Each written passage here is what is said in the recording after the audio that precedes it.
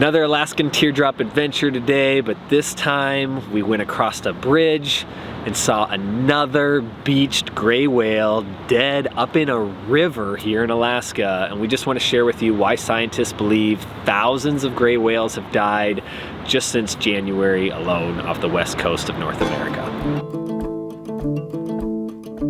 Hey guys, welcome to Playing with Sticks. My name is Drew. I take my family out in small camper trailers, just enjoying the state of Alaska. If you're into small camper trailers, getting outside, and just the pursuit of simple living, you might want to subscribe below for more of these type of videos. So let's get right into this one. Let's just kind of set the tone here. We took off in our teardrop trailer heading down the Kenai Peninsula, and we came across another dead gray whale. We pulled up our teardrop trailer, we were able to walk right down to it, take a look at, what this big majestic creature looks like, and just kind of asking ourselves, why is it there? And after we pulled up, took a look at the whale, got back home, we just had to wonder to ourselves, why are we seeing so many of these in Alaska lately? I mean, just from our home here, from 5 to 20 miles from here, we've seen 3 different gray whales in the past 2 years that have died and washed up on the shore. And so I went out, I checked Google, did some research, and it's a big deal. People, especially scientists, are really concerned about what we're finding here. And they're so concerned that they've actually started a federal investigation into the number of whales that are dying up the entire west coast of North America. So I'm just gonna kind of do a blah, blah, blah, blah session with you guys here. I'm gonna put a timestamp below that you can go forward to if you're not into this whale stuff. And we'll continue on with the teardrop journey down into Seward, Alaska, Resurrection Bay, and Exit Glacier, where we're just gonna do some subsistence fishing and just kind of show you some crazy action with the reds and pulling them out of the ocean. But for those of you who are kind of curious about what this means, just like we are, I'm just gonna go through it really quick, and there's really only 2 theories. I'm gonna share both of them with you. So the first theory is that maybe these gray whales have gotten to a point that they are so healthy in population that they're actually out-competing each other. So the theory is, not so long ago, the gray whales were actually overhunted to a point where they were almost facing extinction. So the federal government put out some protection for these gray whales, and ever since, they've been increasing in numbers. They've been healthy. The stock off the west coast of North America is actually up to almost 30,000 in number. These whales migrate every year from down in Mexico up to the Arctic. So they come up here to Alaska to feed, get healthy, and then they go back again for the winter months to stay warm. This is a pretty big journey. It's 10,000 miles, and during that journey, we're seeing in the past couple of years, many gray whales not making it. And so when they go and they do a biopsy on these whales and they open up the stomach, the first thing they're finding is the majority of these whales either starved to death or are highly malnourished to the point where they're really weak. And these whales, a lot of them are juvenile young whales. And the crazy thing is, right now, since January, there's been over 160 gray whales that showed up on the west coast of North America. And that doesn't sound, that sounds like a lot, but check this number. Scientists are saying that they believe only 10% of whales actually make it to the beach. So meaning 90% of these whales actually sink to the bottom of the ocean. So if that's the case, then this summer, or since January, we've had thousands of gray whales pass away out in the ocean. But before I go to the second theory, I do want to say that maybe this is just part of the natural life cycle as well, because in '99 and 2000, we had a very similar situation. Not as high as we have right now, but back then, whales were dying in large numbers and washing up on the shoreline just like they are now. So there are cycles, there are things like that, but people are saying this is more than a cycle, it's more than a coincidence.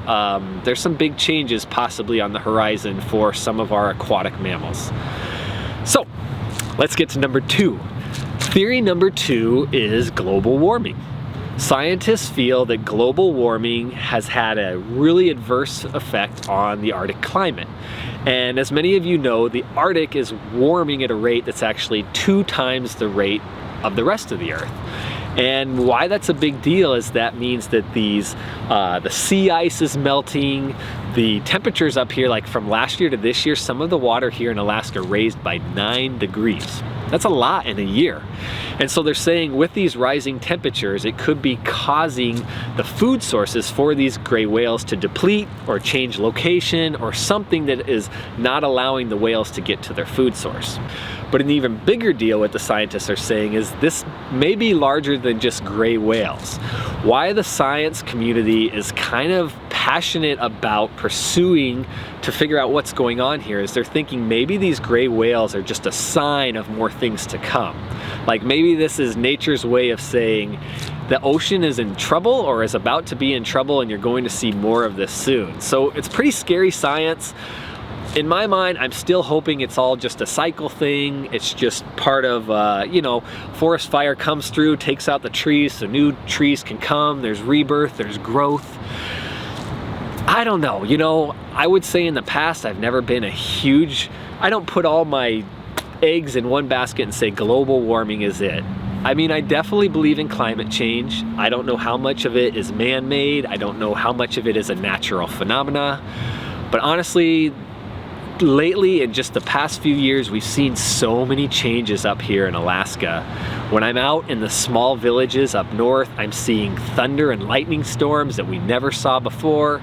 We're seeing polar bears coming in malnourished. They don't have the sea ice. Polar bears are showing up in villages and locations where they shouldn't even be. We're seeing glaciers recede at like a just incredible rate.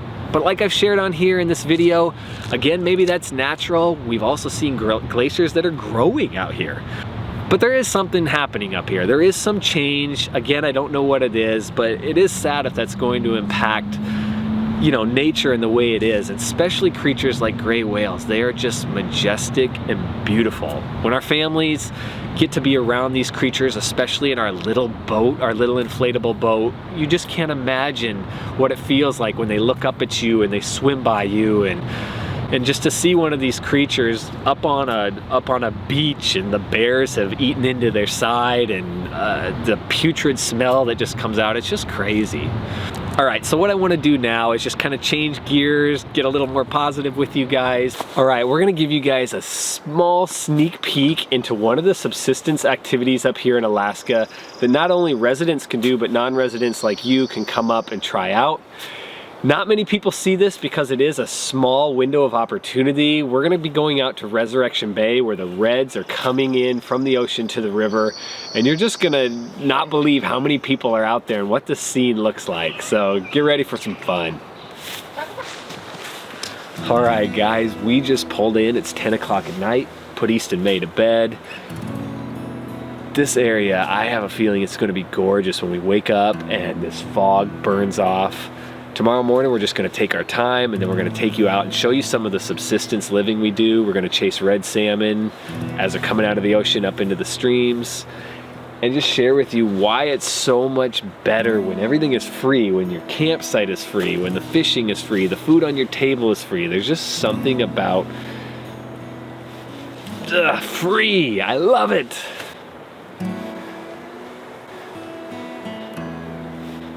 All right, see you guys in the morning.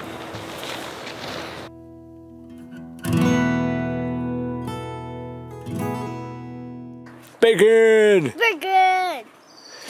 Bacon! Bacon! Bacon! Bacon! After breakfast in the morning, there's nothing quite like burning off calories, taking a short walk around the campsite.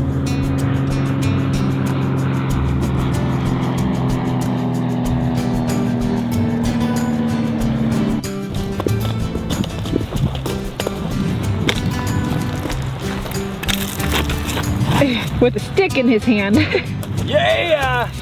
One more time. One Do it more one time? more time? Legs stretched, calories burned. Let's go get them fish. Now, before we get to this fishing location, we probably should tell you the effort we put in just to get out here. So today we were taking off to find red salmon in the ocean, and we were thinking it was going to be typical where we go down there and we're kind of beach casting really for these salmon out there, and it'd be a few people on the beach. We show up, there is so many people out there, like they're everywhere. It's just an incredible scene, and the salmon are running in strong. And May and East and I start working our way across the flats. All right, here we go. It's gonna take us 3 hours just to get there because we have a baby with us who's distracted by fish. We start looking down, and there are little fish everywhere. Picking up fish? Yeah. They're just all over the place, and they're hooligan, what we call candlefish up here, and they're just fish, huh? Everywhere. And so as we're walking across this little flat area, we're going across little streams. I'm lifting East up and carrying him across, and it just has a pretty cool family feel to it. Like, you got to actually work to get out to those fish, but what you're working for is beautiful. You're just like experiencing Alaska. So his boots are already ruined this early in the season. For us though, it's kind of a blessing because I think it made us realize he needs waders. We're gonna be out here in the ocean so much and out in the rivers, so we're gonna go pick up a pair of waders tomorrow.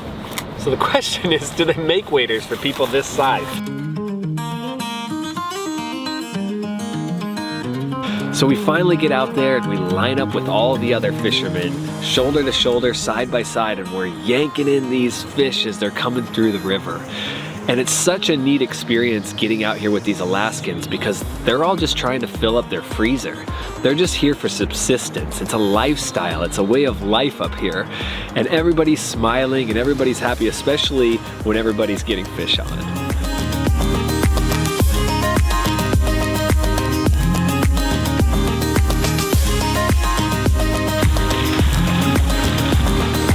They got fish.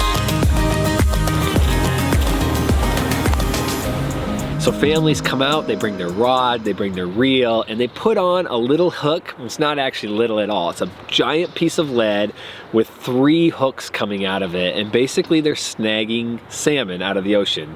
And yeah, it doesn't sound very ethical, but how you kind of got to think about it is these salmon are on the end of their lifespan anyways. They're about to fertilize or lay eggs and die, so this is us intercepting them and putting them into our freezer. The four-wheelers just started up. This is a really fun boondocking site out here. It's pretty wild. For those of you who've been to Alaska, you know our tides come in fast. We have major tide changes, like 30-foot tide changes.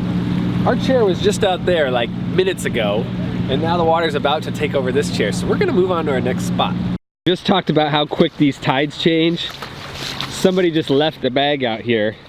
Now in Alaska, people sometimes get pissed at you for grabbing their stuff, but I'm gonna take that risk and move this bag for the poor guy.